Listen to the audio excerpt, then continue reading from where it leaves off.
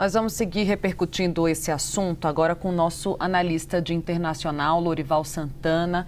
Tudo bem, Lorival? Bem-vindo ao nosso plantão de sábado, trazendo a forma como você enxerga essa aproximação dos Estados Unidos com a Colômbia, como isso pode impactar a política de segurança e combate ao narcotráfico na região.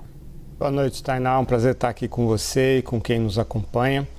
Realmente é uma sinalização extremamente eloquente do governo de Donald Trump. É claro que, em relação à Colômbia especificamente, existe uma longa história de uma cooperação com financiamento americano. Eu cobri o lançamento do Plano Colômbia, lá na Colômbia, em 1999, que acabaria resultando em investimento total de 10 bilhões de dólares dos Estados Unidos ao longo de décadas e não só dinheiro, mas também cooperação militar para derrotar a guerrilha das Farc e do Exército de Libertação Nacional, conter o narcotráfico. O ELN ainda continua existindo, mas enfraquecido, bastante enfraquecido, e foi um plano que representou uma enorme projeção de poder dos Estados Unidos sobre a região andina. E eu digo que é uma sinalização porque o presidente Trump, o governo dele, lançou no ano passado a Estratégia de Segurança Nacional e a Estratégia de Defesa Nacional, dois documentos que colocam de forma claríssima o quanto o chamado hemisfério ocidental, ou seja, as Américas, é prioridade para o governo dele. É aqui que ele quer projetar poder, exercer influência e afastar os países da órbita da China. Então, esse certamente não será um movimento apenas em relação à Colômbia, mas em relação a todos os países da região.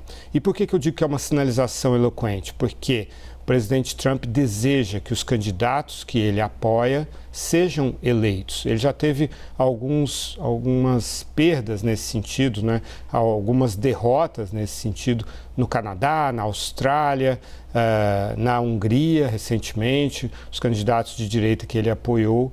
O apoio dele, inclusive, sobretudo no Canadá e na Austrália, prejudicou os candidatos conservadores. Os liberais, progressistas que estavam mal nas pesquisas nos dois países foram impulsionados pelo apoio de Trump aos seus adversários. E ele não quer que isso se repita.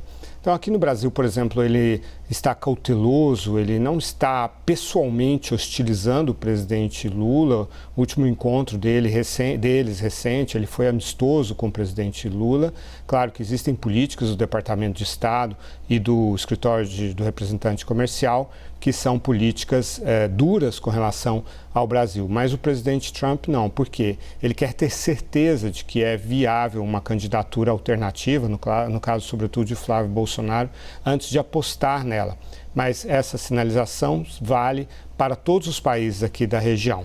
Aqueles que, os eleitores, né, que elegerem os candidatos preferidos, alinhados com Donald Trump, sobretudo nessa questão da segurança pública, né, essa questão, o Daniel Pérez, que é o embaixador nomeado pelo Trump, não poderá assumir porque não recebeu o agremã do Itamaraty. Ele mencionou essa questão da ameaça que grupos do crime organizado no Brasil representam para os Estados Unidos.